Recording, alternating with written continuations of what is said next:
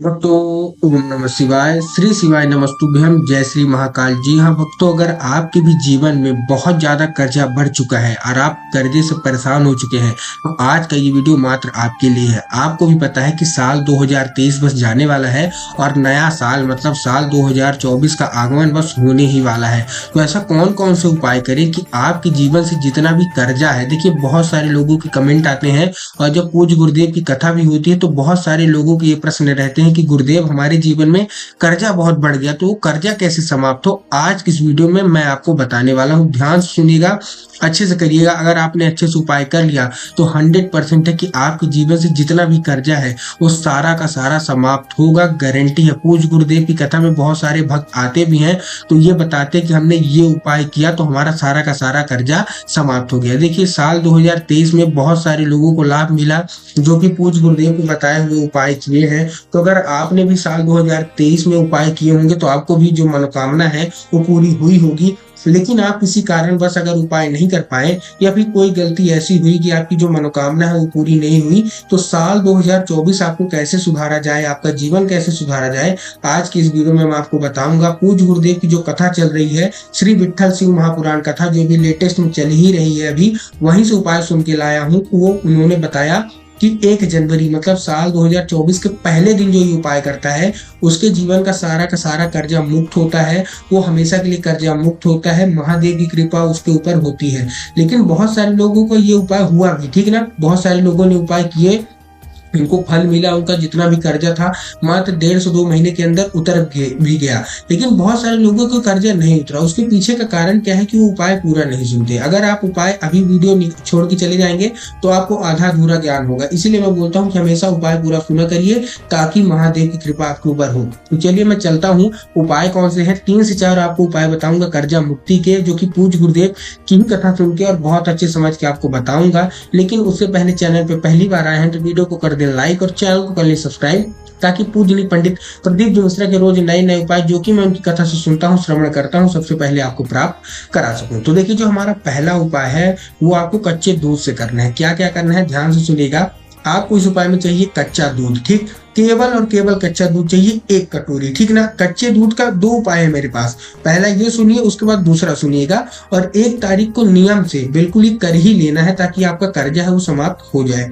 आपको क्या करना है, कच्चा दूध लेना है और कच्चा दूध लेके आपको कहाँ जाना है। अब देखिए जो लोग आधा उपाय सुनते हैं वो कच्चा दूध लेके शिव मंदिर पहुंच जाएंगे, यही आपको नहीं करना। आपको जाना है बरगद के पेड़ के नीचे। बरगद का पेड़ आपने जानते हैं, वट वृक्ष जिसको बोलते हैं, तो आपको बरगद के पेड़ के नीचे पहुंच जाना है कच्चा दूध लेके। अब आप पहुंच गए, अब आपको क्या करना है, सबसे पहले बरगद के पेड़ में जैसे ही पहुंचेंगे आपको करना है 3 बार परिक्रमा। कितनी बार परिक्रमा, 3 बार। और जैसे ही आप परिक्रमा करेंगे तो आपके मन में जो भी चाहत होगी, जो भी इच्छा होगी, वो वहां महादेव से बोल देनी है, वहीं खड़े खड़े आपको महादेव से बोल देनी है जैसे आप परिक्रमा करते रहेंगे।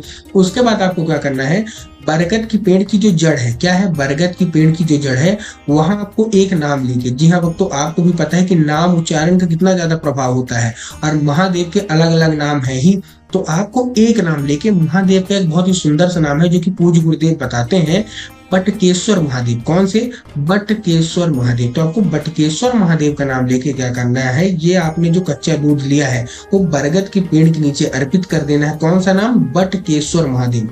अब जैसे ही आप बटकेश्वर महादेव का नाम लेके अर्पित करेंगे तो आपको फल प्राप्त होना स्टार्ट हो जाएगा। देखिए कैसे, महादेव को तो आप कोई भी नाम ले सकते हैं जैसे कुंडकेश्वर, चंद्रमौली, लेकिन बटकेश्वर महादेव ही क्यों, क्योंकि वो बट के आप पेड़ के नीचे आप उपाय कर रहे हैं ना, तो महादेव का बटकेश्वर महादेव ज्यादा लाभकारी आपके लिए हो सकता है। तो आपको बटकेश्वर महादेव का नाम लेके जो कच्चा दूध आपने लिया है, अपनी मनोकामना मांगी है, वो बट के जो जड़ है, जो बरगद का पेड़ है, वहां आपको अर्पित कर देना है। पूज्य गुरुदेव कहते हैं कि ऐसा करने से मात्र 2 से 3 महीने के अंदर व्यक्ति के जीवन में जितना भी कर्जा रहता है वो सारा का सारा महादेव समाप्त कर देते हैं अवश्य रूप से, ठीक। ये हमारा कच्चे दूध का पहला उपाय था। जो कच्चे दूध का दूसरा उपाय है उसको ध्यान से करिएगा। इस उपाय में माता पार्वती को भी आपको खुश करना है, ठीक है ना। अब देखिए माता पार्वती जहाँ खुश हो गई वहां महादेव तो ऑलरेडी खुश होंगे ही होंगे। तो आपको करना क्या है, ध्यान से सुनिएगा। आपको लेना है कच्चा दूध 1 कटोरी में और उसमें आपको 3 काली मिर्च, काली तिल नहीं, देखिए बहुत सारे लोग जो आधा अधूरा उपाय सुनते हैं वो काली तिल लेके पहुंच जाते हैं, तो आपको काली तिल नहीं लेना, आपको क्या करना है, काली मिर्च लेना है। कितना लेना है, 3। कच्चा दूध आपने लिया 1 कटोरी, उसमें आपने 3 काली मिर्च डाल दी और पहुंच गए कहाँ, पहुंच गए आप बेलपत्र के पेड़ के नीचे। ठीक, आपको कहाँ जाना है? बेलपत्र के पेड़ के नीचे। पूज्य गुरुदेव कहते हैं कि बेलपत्र के पेड़ में स्वयं माता पार्वती का वास होता है। स्वयं माता पार्वती साक्षात वहां विराजमान रहती है। तो आपको क्या करना है? आपको पहुंच जाना है कहाँ? बेलपत्र के पेड़ के नीचे। अब जैसे ही आप बेलपत्र के पेड़ के नीचे पहुंचेंगे, सबसे पहले आपको क्या करना है? 3 बार वही परिक्रमा, जैसे कि आपने बरगद के पेड़ की थी, सेम टू सेम आपको 3 बार परिक्रमा करनी है। परिक्रमा करने के बाद आपको क्या करना है? सबसे पहले माता पार्वती का स्मरण करके, ध्यान से सुनिएगा, माता पार्वती का स्मरण करके जो आपने कटोरी में दूध लिया है, आधा, केवल आधा कटोरी, पूरा नहीं, आधा कटोरी वही बेलपत्र के पेड़ की जड़ में आपको अर्पित करना है। ध्यान से करिएगा, आपको आधा करना है, पूरा बिल्कुल नहीं करना है। इस चीज का आपको ध्यान रखना है। आपने आधा कर दिया, ठीक है। उसके बाद क्या करना है? जो आधा बचा है, जो हमने आधा कटोरी दूध उसमें काली मिर्च डाली, तो आधा तो हमने अर्पित कर दिया बेलपत्र के पेड़ में। जो आधा बचा है तुरंत लेके शिव मंदिर पहुंच जाइएगा। जो भी आपके पास शिव मंदिर हो अगल बगल, पहले आपको बेलपत्र के वृक्ष में अर्पित करना है। उसके बाद अगल बगल जो भी होगा आपको अर्पित कर देना है। कहाँ? वही आपको शिवलिंग पे। पूज्य गुरुदेव कहते हैं कि जो कोई भी व्यक्ति कच्चा दूध लेके सबसे पहले बेलपत्र के पेड़ में अर्पित करता है, उसके बाद शिवलिंग पे अर्पित करता है, उसकी सारी की सारी मनोकामना बाबा भोलेनाथ अवश्य रूप से पूरी कर ही कर देते हैं। और उसका जो कर्जा है मात्र 2 से ढाई महीने का मेहमान रह जाता है। तो ये था हमारा दूसरा उपाय। तीसरा उपाय जो है ये भी बहुत ही लाभकारी उपाय है। बहुत सारे लोगों के ये कमेंट आए और पूज्य गुरुदेव की जो कथा होती है, बहुत सारे लोग आए बताएं कि हमको इस उपाय से बहुत ज्यादा फायदा हुआ। कैसे उन्होंने किया? ध्यान से सुनिएगा। आपको चाहिए दिया, एक दिया चाहिए, ठीक, काहे का? मिट्टी का। मिट्टी का आपने दिया लिया, मिट्टी के दिए में आपको गोल बाती चाहिए, और क्या चाहिए? घी। क्या क्या चाहिए मैं फिर से बता रहा हूँ। आपने मिट्टी का दिया लिया, मिट्टी का दिया लेने के बाद आपने उसमें गोल बाती लगाई, ठीक है, लगा दी। उसके बाद आपने गोल बाती के बाद उसमें आपको घी डालना है। घी डालने के बाद आपको पहुंच जाना है शाम के समय कहाँ? बेलपत्र के पेड़ के नीचे।